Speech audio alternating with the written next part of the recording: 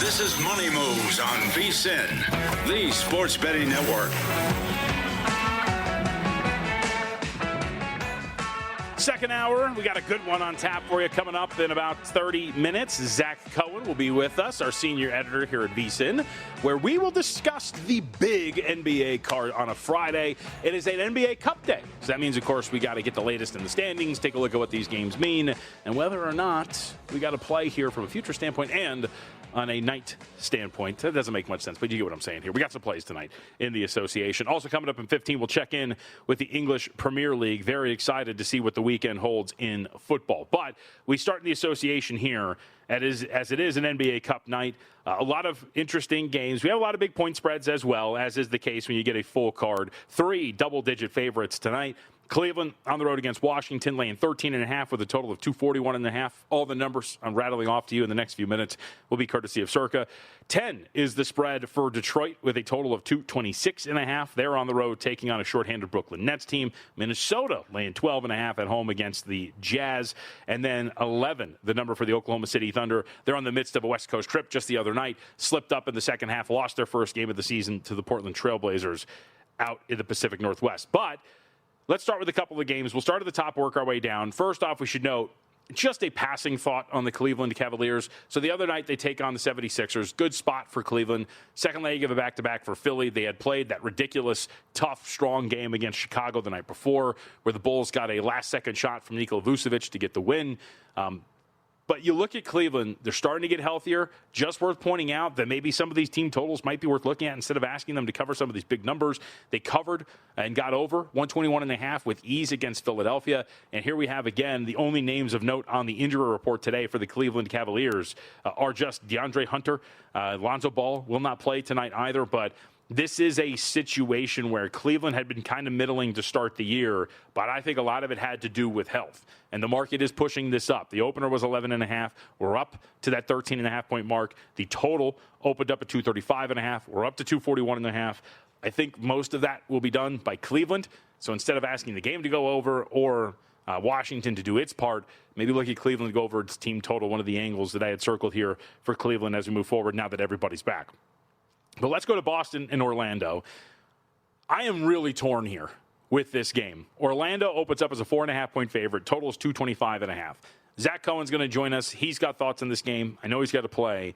The reason why I'm torn is I have a very fraught relationship with the Orlando Magic. I'm somebody that came into this thinking, you know what, and this being the season, I don't think Orlando's going to be great. I don't know if the offense is really as good and as improved as we expect it to be. And those things have come to fruition for the Orlando Magic. Awful start to the year. They're 3-5, been outscored by 3.4 points per 100 possessions in non-garbage time. They rank 25th in defensive efficiency, and they are 27th in terms of spread differential, failing to cover by 6.9 points per game. Everything has pointed to Orlando being a relatively poor team. I've taken my shot with them. I've taken my shot with them multiple times. Didn't work out once, worked out the other time. I'm just conflicted on what I think this is going to be for Orlando. I just don't know if we're in a spot where there's two things. First off, where they should be really laying points, and especially against a contemporary like Boston. If I were to remove these logos and I were to ask you, hey, look at these statistical profiles, which of these two teams for the early portion of the year would you think is the better team? There is no question you would pick the Boston Celtics. They're a team that when you look at them offensively and defensively, rank among the top 10-ish, 12 teams in the NBA. 13th in offensive rating, 10th in defensive rating, outscoring opponents by about 3.2 points per 100 possessions. In terms of spread differential, much better than than the Orlando Magic, covering by about 1.7 points per game. So Boston has done what it's needed to do, and in fact, has exceeded market expectations. And yet here you have Orlando laying 3.5. Again, market seems to agree with my line of thinking. We're 4.5 open. That's a little too much. Let's cut that down.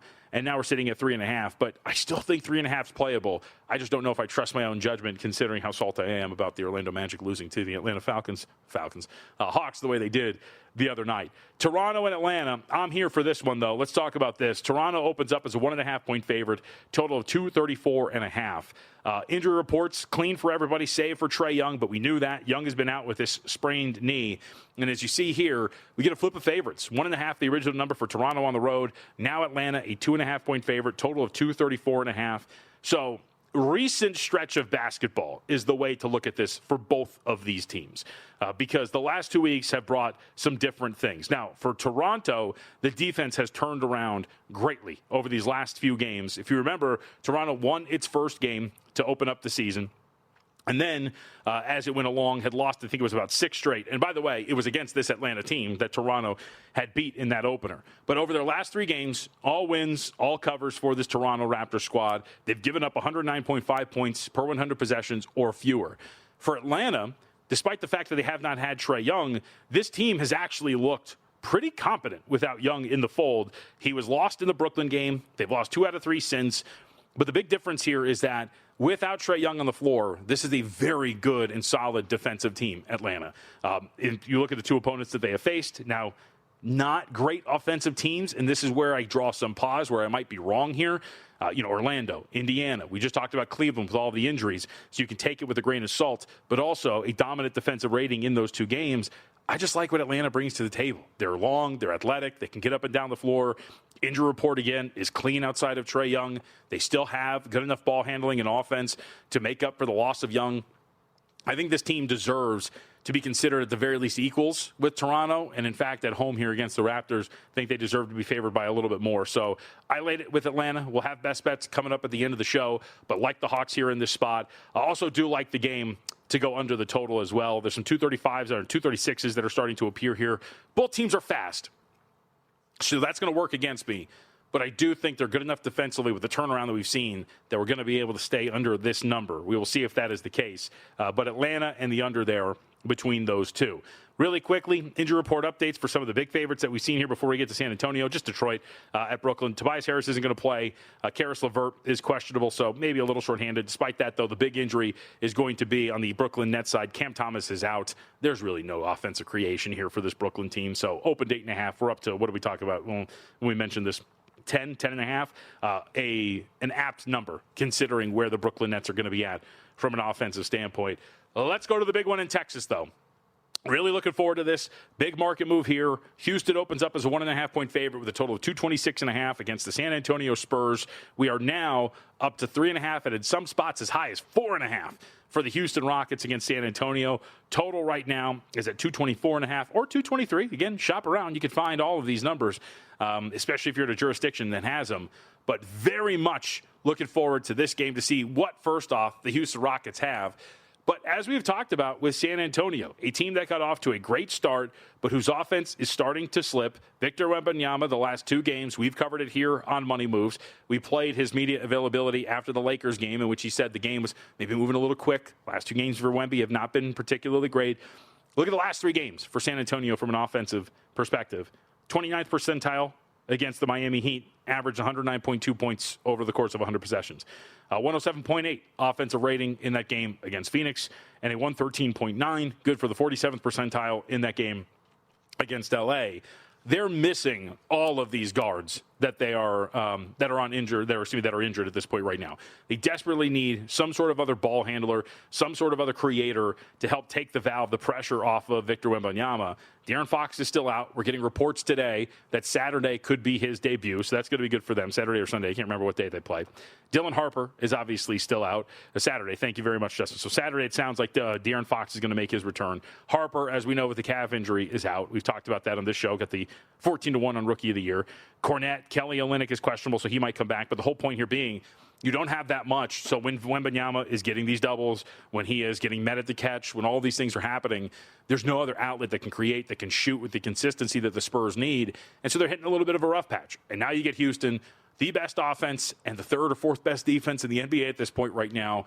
This is, I think, a pretty good spot. Again, there's plenty of 3.5s out there. I think the Rockets can come in here and for a 3rd straight game, give Wemby all he can handle. And remember, there are a few teams that have the size to really throw at San Antonio's front court like Houston has.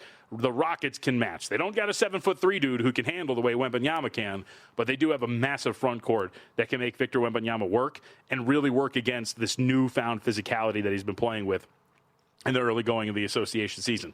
All right, a couple of other notes for the card. That's really all the bets that I have. I am tempted, I will say really quickly, I'm a little tempted by Utah here against Minnesota. We can update that really quick. It's up to 12.5. Totals at 233.5. Anthony Edwards, it looks like, is going to play here today. Dante DiVincenzo is available. Rob Dillingham is available as well. Terrence Shannon's not going to play, got downgraded out. This opened 13.5, down to 12.5. We know how good the Jazz have been. No injury of note for Utah. Everybody's at full force. They're in the midst of this road trip, totally understandable. But Jazz have been covering numbers. As we've talked about here, Keontae George has been absolutely tremendous to start the year. And the Timberwolves, you talk about disappointing teams who have not been covering numbers. Minnesota's been pretty bad, 25th in spread differential, failing to cover by 5.5 points per 100 possessions. And one of the things that really sticks out for Minnesota, and you get it, hey, Anthony Edwards is hurt or got hurt, and he missed some time. That hasn't been, it's been an issue for Minnesota.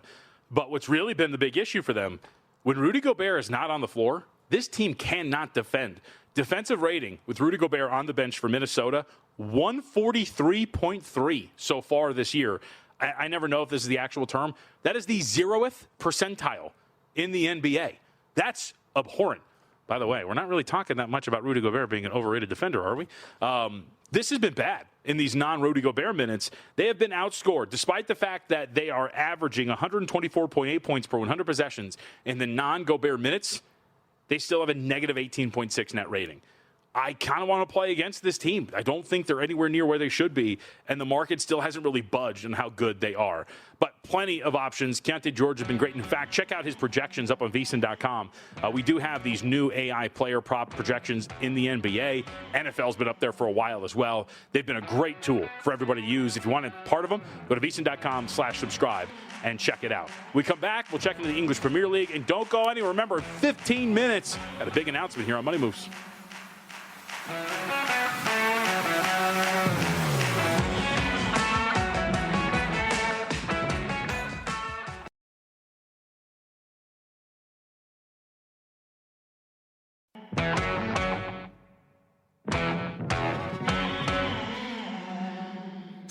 You're watching Money Moves here on VSiN, the Sports Betting Network.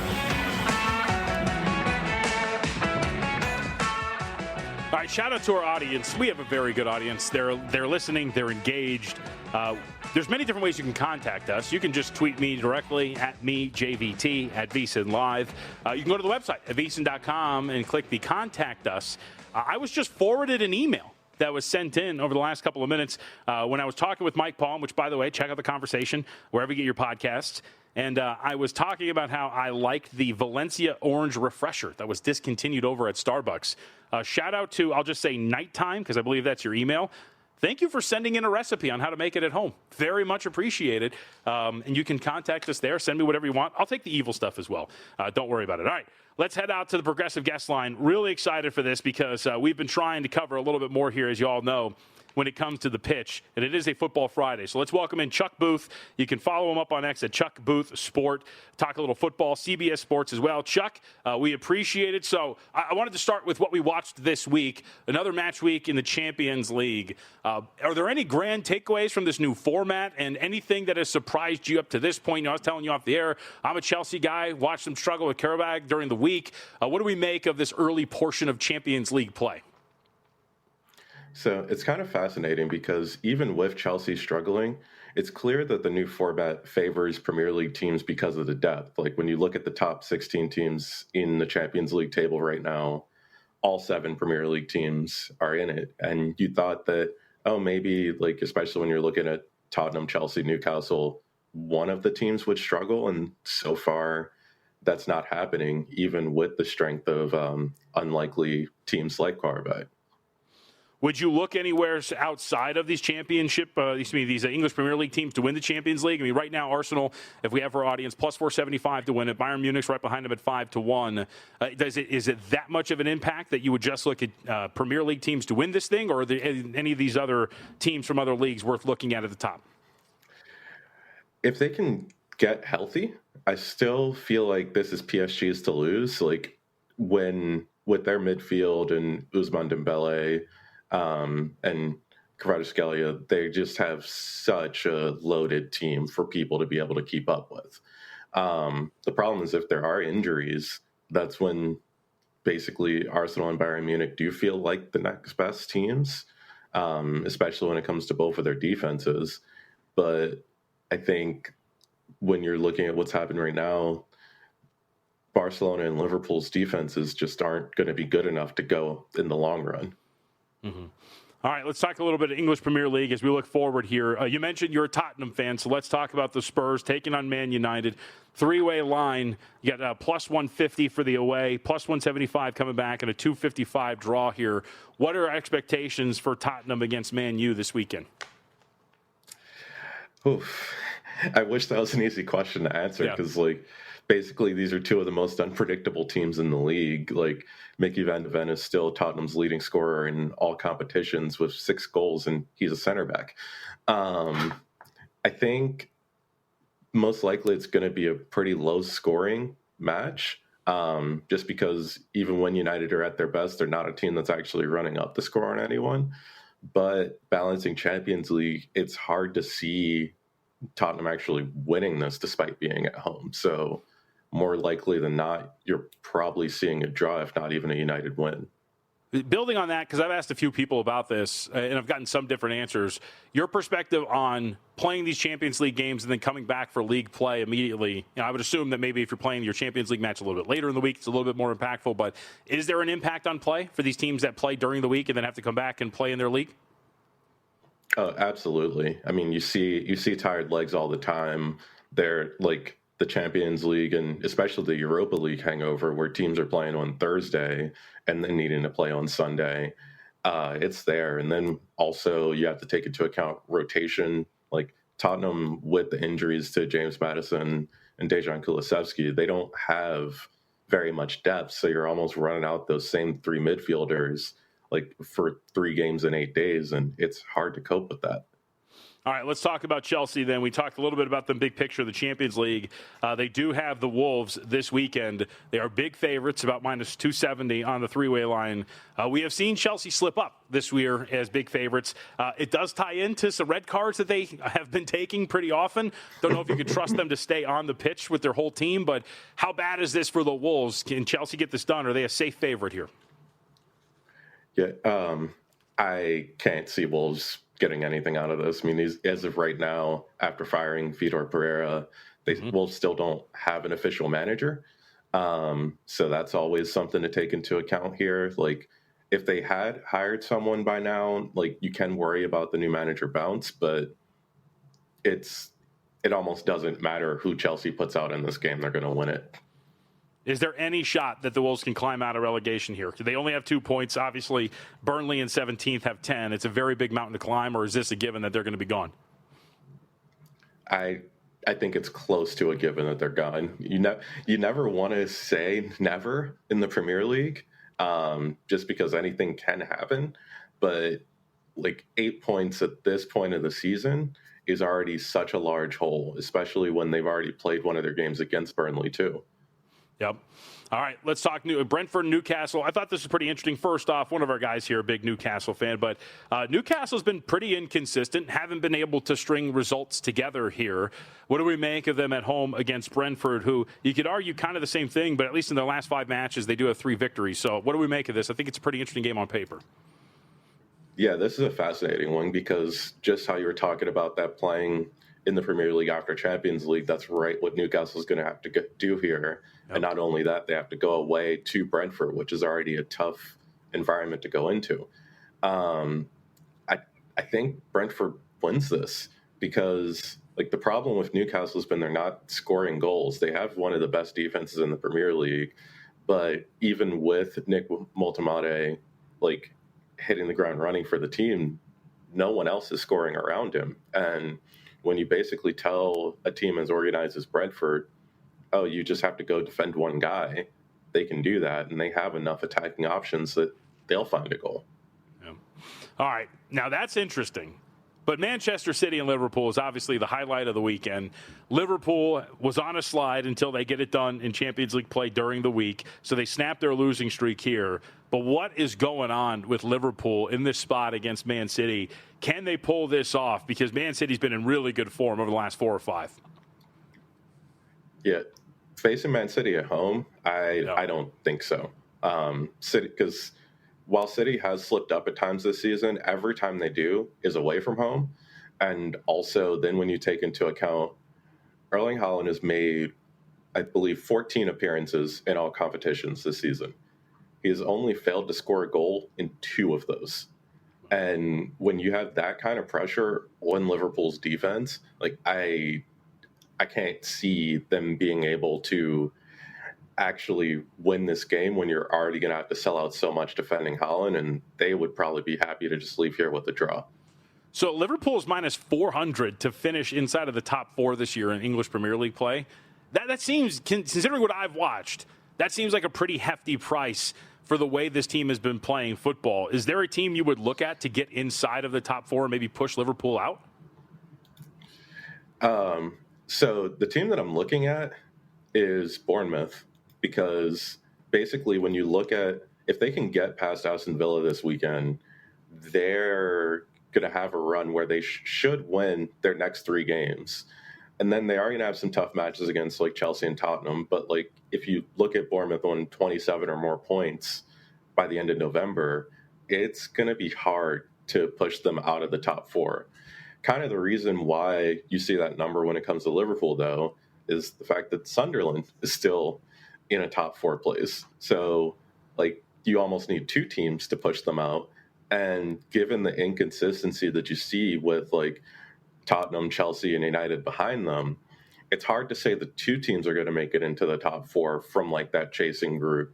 But I do think, despite how good Sunderland's start's been, that I feel like it's pretty safe to say that they're not going to finish in the Champions League. Sure. And by the way, odds would reflect that. Sunderland to finish inside of the top 4, still 30-1. But Bournemouth, who you're talking about to finish inside of the top 4, you could find at 5-1. Dude, that was awesome. We appreciate it. We're up against it. Real quick before we let you go, Chuck, let people know where you're at and where we can find some of your work.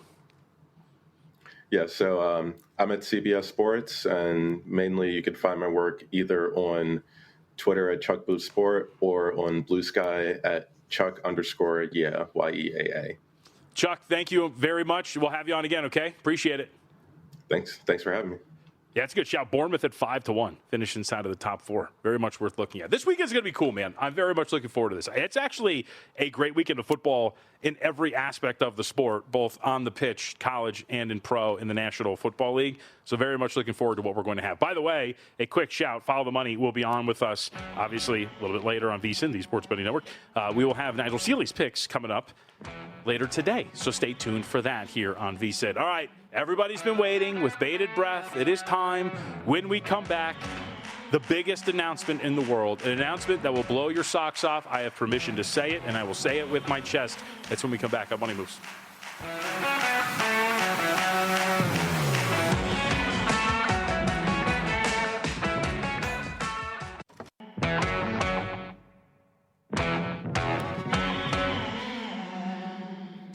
You're watching Money Moves here on VSiN, the Sports Betting Network. All right, folks, it's time. I've been teasing it. We've been waiting for it.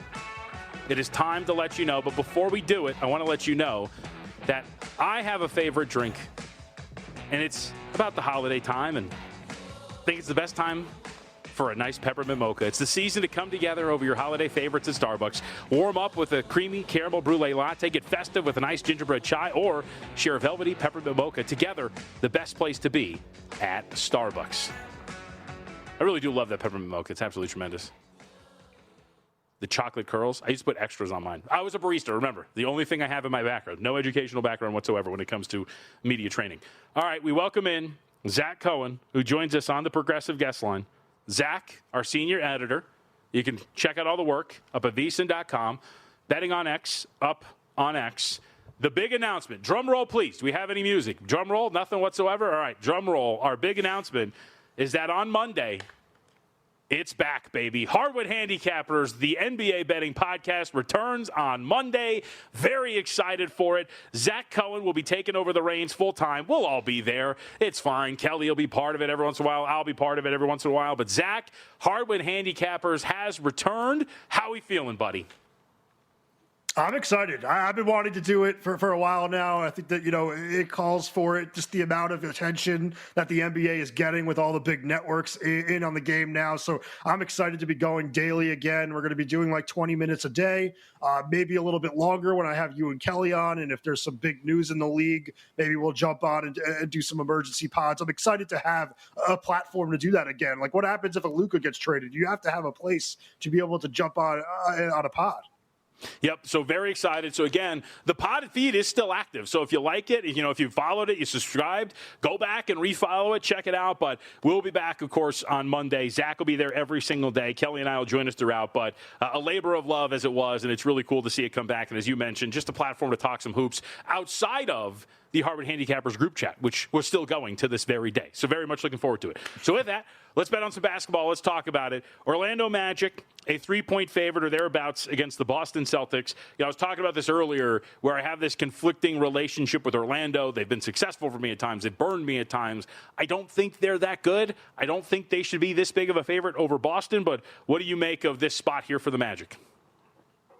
Yeah, I wasn't that high on Orlando. I mean, I did have a lean on the under on 50.5 wins this season. I thought it would take some time to get everybody acclimated, but I do think we've kind of reached a low point with them where, they're coming off the loss to an Atlanta team that didn't have Trae Young. It seems very bad with the Magic. Desmond Bane has played terribly over the last 3 games, but, the Celtics also come into this game having won 4 of the last 6. It just feels like a little bit of a buy low, sell high spot with both of these teams. So I'm going to take Orlando. I'm laying 3.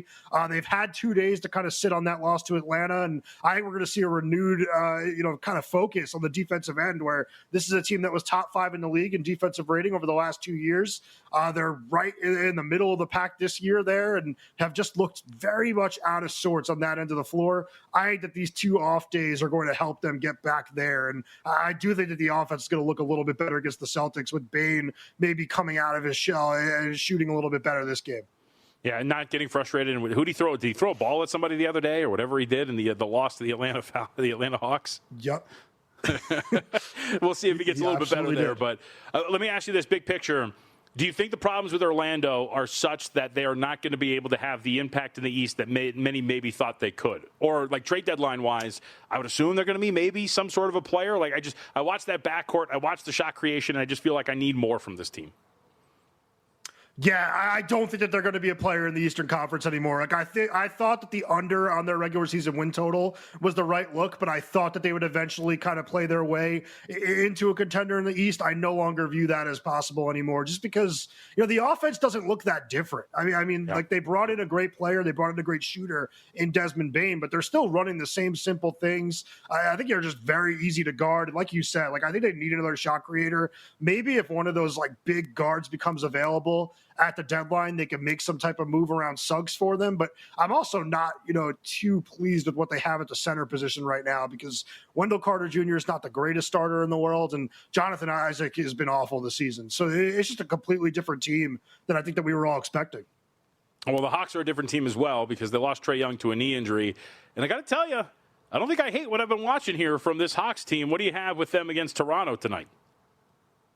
Yeah, I think that when Young went out, my first instinct was to say that this is going to be an elite defensive team while he's gone, because you're going to move in Nickeil Alexander-Walker into that starting 5 that already has so many plus-level defenders. And now you're talking about a team with tremendous length, a lot of guys that are tenacious on the ball. And I just think that that's going to be a little overwhelming for Toronto tonight. Toronto comes into this game top 10 in the league in offensive rating.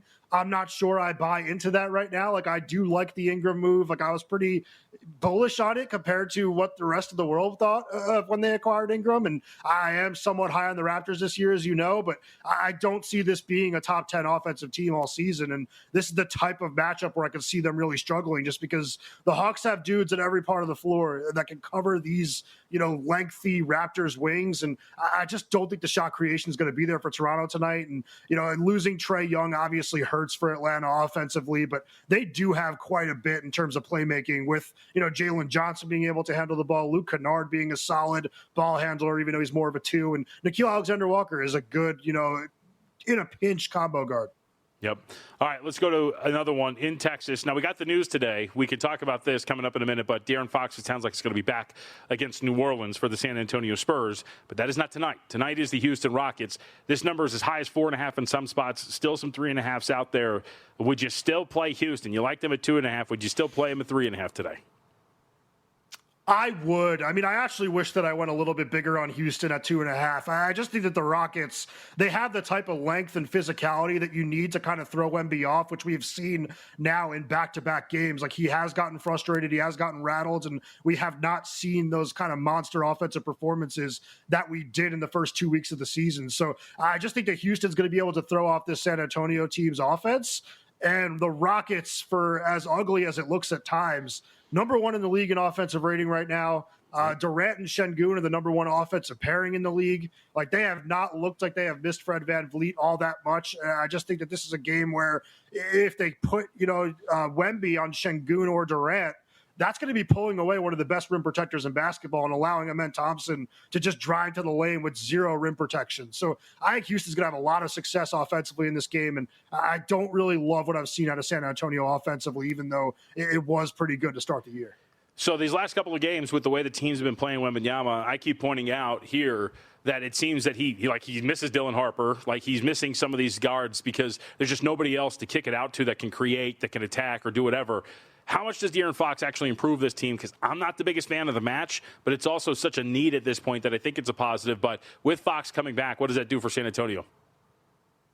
It's a bit of a cop-out, but it really depends which version of Fox you're getting. Like, is it the 40% three-point shooter that we have seen at one point in his career, but not the rest of it? It's just going to be, like, is he making open threes or not? Because he's going to have good looks playing off of Wemby. He needs to knock them down. If he doesn't, he's a little too similar to Castle and Harper, as I've mentioned to you, before the season. But I just think that it's a good team, not a great team. I think that what we saw to start the season was a little bit of a flash in the pan. All right, up at VSiN.com, you have your articles. I know you got some college football, but you usually add some late plays. You have some of these unique parlays. Did you add anything? No, I did do player props ever since I spoke to Justin, so those are not up there. I do have A.J. Green over 2.5 made threes against the Bulls tonight. That's out there at plus 132, which I think is absolutely insane. He's gone over 2.5 made threes in every single game he has played this season. And while the Bulls have been solid defending the three-point line this year, it is a Chicago team that plays at one of the fastest paces in the entire NBA. I think this is going to be a very up-and-down game, and you could guard the three-point line very well all game, but you are going to lose Green at some point. So if he just knocks down a few shots at the clip that we're used to seeing him do it, I just feel like it's a great value play at plus 132. And he did average 2.5 made threes against Chicago last season in 4 games, and he is a very good shooter when playing in Milwaukee. So I just think that's a very good value grab. All right, last 60 seconds before we get you out of here. In our Hardwood Handicappers group chat, we did share a common thought. Did you add the future in most improved player? Who is it? I haven't yet, but I'm going to do it very shortly. Keontae George, 20-1 to win most improved player. I love that you like it as well. George has just been insane to start the season, to be honest. Like 22 points per game, 8 assists per game. Like, this is a completely different guy that we saw last year. The shot creation has been amazing. The decision-making has been a lot better, and he's shooting very, very poorly from three. And this is a guy that shot, 34% from deep over the first 2 years of his career. That's not great, but it's better than the 22% or so he's shooting this year. Once he gets hot, the numbers are only going to get better. So I think with the giant on-ball opportunity he has in Utah, we're only going to see bigger things out of him. So I think that he's a real threat to win that award. All right, Zach Cohen at Betting on X, VSiN.com. Check out all the work. And then the main host of the Hardwood Handicappers podcast, which comes back on Monday. Good to talk to you, Zach. Thank you very much. You too. Yep, you got it. Again, Zach Cohen at Betting on X on our Progressive Guest Line. Very excited. Very glad the pod's back. Looking forward to that again. Hardwood Handicappers coming back on Monday. We'll take a break, come back. Best bets for the weekend before we hand it off to Mitch and Paul.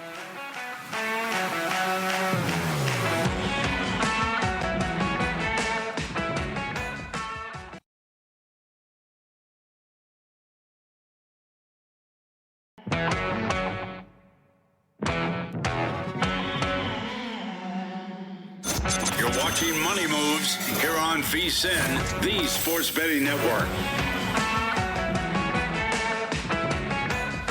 All right, wrapping it up. Mitch and Paul are here. They're excited, ready to go. Follow the money coming up in a little bit. They'll take you through, and it is a Friday. We'll tell you about everything about our Friday programming, but you know on a Friday what that means. Circa Friday Football Invitational. Looking forward to the contestants going back at it later this evening. But we wrap with our best bets. We'll get back to the NBA card, too. There's a couple of others and some things we have to tie up in the National Football League before we get out of here. But we end every show with our best bets, so let's just do that. We'll start in the association. 3 in the NBA for tonight. We'll start with the Hawks laying 2 in the spot against Toronto. We've talked about this game a couple of times throughout the day. Opened up Toronto minus 1.5. Hawks a pick.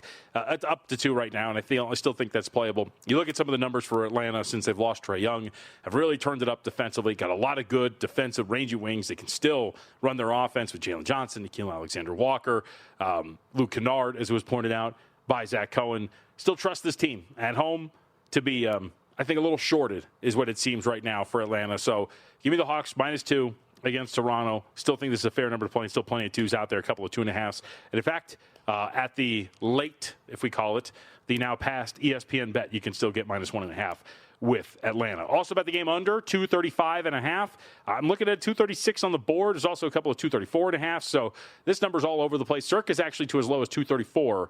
But again, you get these totals, they're all over the spot. Just go and shop around and see where you're at. But under 235.5, the number for me here. Going back to what we're talking about, you're going to get some pace. These two teams are top 12 teams in terms of pace. Atlanta's been a little bit slower. Toronto's been a little bit faster. But given the improvements from both teams we've seen, Toronto their last 3 games, the Hawks without Trae Young, I think even with the pace, you're going to be able to stay under this number. So it went under 235.5. So you're going to be involved in the side and the total for this game. Hawks minus 2 and under 235.5. Also, and last one on the board, I'm going to talk about one more that we like here as well. But give me the Rockets minus 3.5 against San Antonio. We'll continue to try to fade the Spurs. Did not work with the Los Angeles Lakers. Just barely missed out on Wednesday night. Minus 2.5. They ends up falling on 2. The Lakers get the win. Trust the Rockets, though, man. They've got the size to deal with Victor Wembanyama.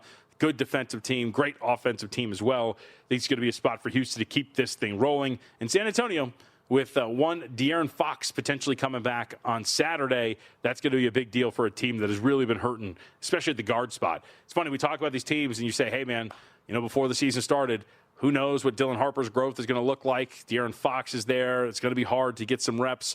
And all of a sudden now, it's a spot where you desperately need one of them to be healthy. You need some of them out there, and I think we will get a little bit of a better version of San Antonio against New Orleans over the weekend, but we will fade this here and go with Houston on the road against the Spurs. So those are the 3 in the NBA. I will point out that I am heavily tempted to come in on Utah catching 12.5. As we have mentioned, the non-Gobert minutes have been an absolute nightmare for the Minnesota Timberwolves. And I want to play against this team, which has not proven to be a good ATS squad. Again, 27th in the NBA in point spread differential. Laying right now at home 12.5 with a total of 233.5. Not the best situation as Utah is nearing the tail end of a road trip. But either way, don't really trust Minnesota. And Utah fully healthy outside of George Niang, who hasn't been playing. So really tempted by the Jazz. Haven't pulled the trigger, but just worth pointing out. And also worth pointing out before we move on to the National Football League and the best bets there. We get to see an absolute train wreck tonight between the Memphis Grizzlies and the Dallas Mavericks. I kind of can't wait to watch this. Total's 232.5. Grizzlies are favored by 4.5. John Morant continues to whine and moan about the offense and everything. The Mavericks have a historically poor offense that we have seen to this point of the season. Are also injured up front. This has the makings of an absolute car crash that I cannot wait to watch. Total's been bet up to like 233. I don't know, man. That also seems kind of high. Just given the sides, whatever. I don't really want to bet on either Memphis or Dallas. But the side, considering how bad Dallas has been, and it seems that maybe they're getting a little lucky defensively, so maybe you're going to get this thing over. But this does seem like a high total, given my own measure. But we will see if that's going to be the case later tonight. So those are the 2 on the chopping block. You see it here. Memphis and Dallas, 4.5 with a total of 232.5. And then Utah, Minnesota, like the Jazz in that spot. But again, haven't bet those 2, but definitely on the radar. All right, let's get to the National Football League. A lot of bets to get to. Some you've heard, some you haven't. So let's recap what we got. Falcons, plus 6.5 on the road in Germany against the Indianapolis Colts. DeForest Buckner on injured reserve as of today. That's a big loss for the Indianapolis Colts. I just think from a numbers point of view, we're a little too high on Indianapolis. A 6.5 point difference between these two teams on a neutral. I think that's a little much. We were just watching the Atlanta Falcons go out there to New England, catch it about 5.5, and that indicates there wasn't really that big of a difference between New England and Atlanta. And there's really not that big of a difference between Indianapolis and New England, and yet here we are, 6.5 on a neutral out there in Germany. I think Atlanta's going to be able to have some success here. They're a little bit healthier. Indianapolis, we'll see if Sauce Gardner's going to be out there for them. Remember, dealing with concussion and just got acquired. But either way, I think it's a tough spot to lay a big number for Indianapolis. And I think Atlanta can pressure Daniel Jones. This offensive line, we were met last week with a lot of shock about the ability that Pittsburgh showed to pressure Daniel Jones. Very quietly, Daniel Jones is in the bottom 10 in terms of total dropbacks being pressured. He's just been great at dealing with the pressure. I don't think it would be crazy to see this offensive line fail to hold up yet again against Atlanta with a very big number. Colts are clearly at the peak of their power rating right now, and I think that this is the time to kind of start playing against them. Should have done it last week. We talked about it throughout the week. Ultimately, that was the side we cooled on, and rightfully so, given the result. Giants plus 4.5 against the Chicago Bears. A really interesting game, 4.5 across the board. Some fours starting to appear. Totals 46.5. You can make the argument that this game should go over. Sounds like there's going to be maybe some snow flurries. Nothing crazy that's going to greatly alter the way that this game is going to be played, but you might see some snow out on the floor out there in Chicago. But this is a play against Chicago for multiple reasons. The first of which is the Bears defensively. You know, a lot of people freaked out last week, and rightfully so, because it was a 47-42 final, about that great performance for Chicago and really just the ridiculous nature of the game. But Chicago's defense has quietly been average to below average, especially when you talk about the inability to limit explosive plays. On a down-to-down basis, Chicago comes in 30th in the National Football League in terms of defensive success rate. They also have a lot of trouble in pressuring opposing quarterbacks, and that's going to play pretty big here, I think, in this game. If you look at what Jackson Dart has done well so far this year, it has been operating when he has been kept clean. If you look at some of the numbers in terms of where he's been pressured and how he performs in that regard, according to PFF for him, when he's kept clean, 63% of his dropbacks, 7 yards per attempt, 9 touchdowns, 1 interception. PFF passing grade is 72.7. He actually runs the ball well when he's not pressured either. Turnover-worthy plays, he 2.1% on those downs. So if you're not going to pressure Jackson Dart, I think you're going to be able to have a good game here if you're New York. If you get into the red zone, it's not a great red zone defense for Chicago either. I think you can stay inside of this number of what could be a high-scoring game as well, given a little bit of weather here. So Giants plus the 4.5 for the card this weekend in the National Football League. Also on the card, Ravens -4 against the Minnesota Vikings. Think you can run the ball here, stay in those neutral down settings. I think the Ravens, with a very clean injury report this week, as we've talked about, and I'm not the only one that has said this, this is a very common thought, maybe starting to turn the corner, and I don't think there's some strengths to take away from J.J. McCarthy's performance. Don't think it was all as cracked up to be against Detroit. Ravens -4. Buccaneers -2.5, coming in off of the bye against the New England Patriots. Like them here in this spot. Think maybe now is the time to take on the Patriots. Market rating is at an all-time high. Bucks finally getting some rest, still a little banged up, but laying a short number at home with a little bit of extra rest against New England, I think, is a fair play. Seahawks -6.5 as well against this Arizona Cardinals team. This team's a buzzsaw. They're good defensively. Their offense is great. And I will contest, Jacoby Brissett is the upgrade over Kyler Murray. He's also played some pretty poor defenses. And I don't think that this is like a very big upgrade for Arizona. We might see a little bit of the truth here this weekend. The big teaser, Lions -2 and Eagles +8.5. This is, as we talked about with Mike, we put this in earlier in the week. It's going to be a very popular teaser. Wouldn't be surprised if the Eagles maybe go off as a favorite here, but really hard to turn away from teasing the Lions down and getting to the Eagles +8.5. And then 3 in college. We've gone over all 3 of these. We'll rattle through them quickly. Mississippi State +9.5. Taking on Georgia in the sandwich spot for the Bulldogs, as maybe they look ahead to a big game on the horizon. UNLV -4.5.